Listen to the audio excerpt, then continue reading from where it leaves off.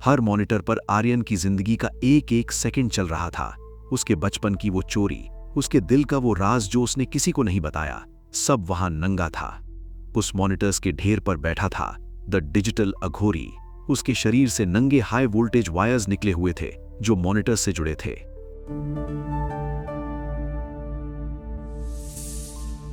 दोस्तों, पिछले एपिसोड में हमने देखा कि कैसे आर्यन उस काली टैक्सी में फंस चुका था, लेकिन अब जो होने वाला है वो इंसानी दिमाग की समझ से परे है। मैं हूं अनीश और आप सुन रहे हैं Anish stories original the digital Aghori chapter 2। इस कहानी को लिखा है मैंने, यानी आपके दोस्त अनीश ने, सिर्फ आपके लिए। टैक्सी की स्पीड अब सिर्फ रफ्तार नहीं, वो वक्त को पीछे छोड़ रही थी। 500, 800 और फिर स्पीडोमीटर का कांच फटकर आर्यन के चेहरे पर लगा। आर्यन ने खिड़की से बाहर देखा। वहां कोलकाता की सड़कें नहीं थीं, वहां सिर्फ एक अनंत काला वॉइड था जहां हवा की जगह डेटा पैकेट्स तैर रहे थे। आर्यन ने अपने हाथ देखे और उसकी चीख हल्क में फंस गई। उसके नाखून, उसकी खाल, सब धीरे धीरे ब्लू पिक्सेल्स में बदलकर हवा में बिखरे जा रहे थे।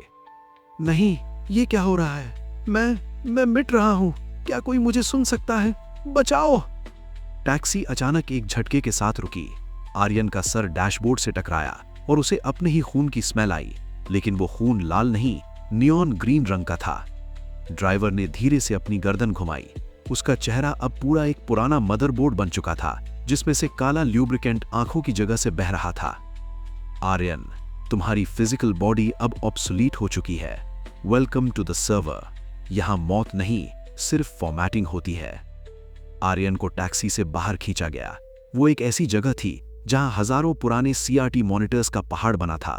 हर मॉनिटर पर आर्यन की जिंदगी का एक एक सेकंड चल रहा था।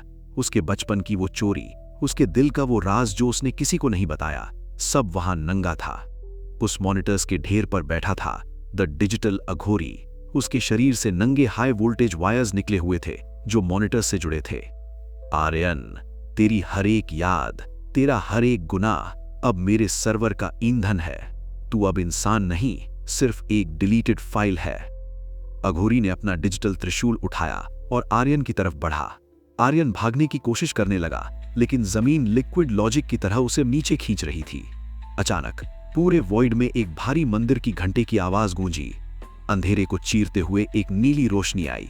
एक पुराना कांच का पोर्टल खुला और वहां से एक शख्स बाहर निकला।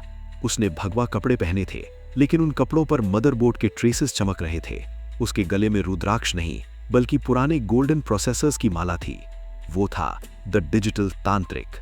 उसने अपना त्रिशूल जमीन पर मारा और पूरा सर्वर कांपने लगा।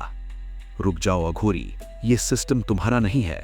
इसे मैंने बनाया था जब इंटरनेट सिर्फ एक सपना था, और आज इसे मैं ही फॉर्मेट करूंगा। तांत्रिक ने अपनी हथेली हवा में लहराई और वहां एक होलोग्राफिक शील्ड बन गई। अघोरी ने गुस्से में चिल्लाया और हजारों मैलवेयर वायरसेस की सेना आर्यन की तरफ भेज दी।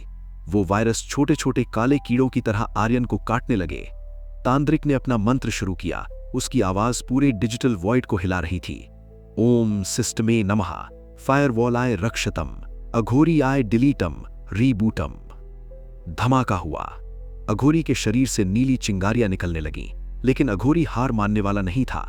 उसने अपनी पूरी शक्ति इकट्ठी की और अपना त्रिशूल सीधा आर्यन की छाती की तरफ फेंक दिया। तांत्रिक चिल्लाया, नहीं आर्यन, बैकअप लो। लेकिन देर हो चुकी थी। त्रिशूल आर्यन के सीने के आर पार निकल गया। खाल के फटने की जगह वहां से सिर्फ जीरोज और वंस निकलने लगे। तांत्रिक जी, मेरा बैकअप फेल हो रहा है, मुझे बचाइए। आर्यन की आंखें धीरे धीरे बंद होने लगीं। उसके शरीर का हर एक पिक्सल हवा में बिखरे गया और हर मॉनिटर पर एक ही खौफनाक मैसेज फ्लैश होने लगा, सिस्टम फेलियर, सोल डिलीटेड। क्या आर्यन का वजूद हमेशा के लिए मिट गया? क्या डिजिटल अघोरी ने हमारे हीरो को हमेशा के लिए ट्रैश में घेक दिया है? दोस्तों, ये तो सिर्फ शुरुआत है। अगले एपिसोड में हम देखेंगे कि क्या तांत्रिक आर्यन की आत्मा को रिसाइकल बिन से वापस ला पाएगा, या फिर डिजिटल अघोरी पूरे इंटरनेट को ही नरक बना देगा। जानने के लिए अभी के अभी सब्सक्राइब करें अनीश स्टोरीज को और बेल आइकन दबाना मत भूलना। भाई सब्सक्राइब कर लेना, अगला पार्ट में और धमाका है। Credit original story written by Anish. मिलते हैं चैप्टर 3 में। तब तक के लिए अपना इंटरनेट बंद कर लो कहीं ये वीडियो तुम्हारा डेटा न चुरा ले।